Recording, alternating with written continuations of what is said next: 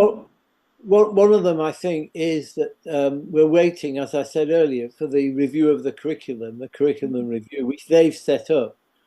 So that's we're waiting. That's the first time we will really see whether they've taken on Oracy as they promised in their speeches, in their own Oracy, and that won't happen till next year.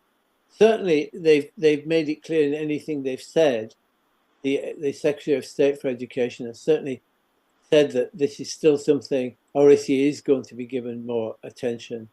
And so we're hoping that's the case. And certainly, as I mentioned, the inspection of schools, Ofsted, which is under government control, the fact that they have now included Oracy in their framework, they wouldn't do that if the government wasn't supporting them to do it.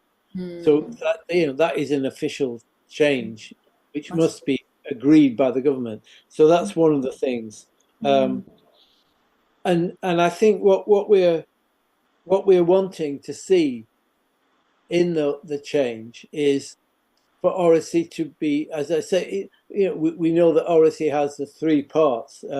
There's the learning how to talk, and we think that students should be taught how to use spoken language more effectively.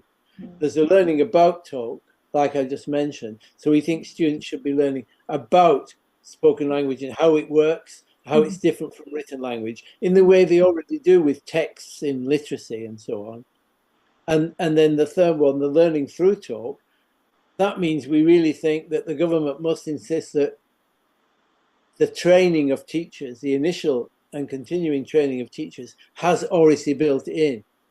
I mean, when we are training teachers at Cambridge,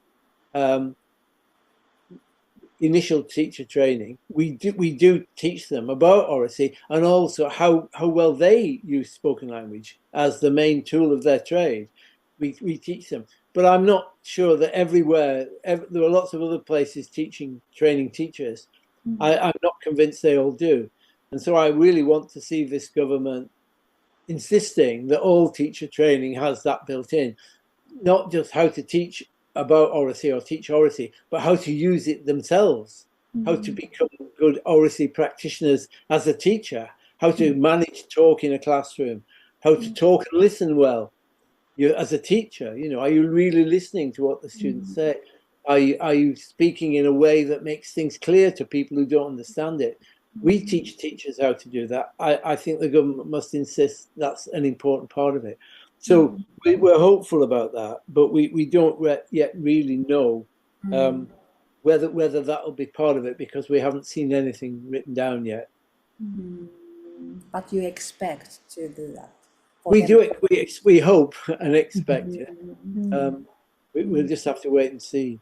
If it comes to, very, very hopeful and nice teacher education.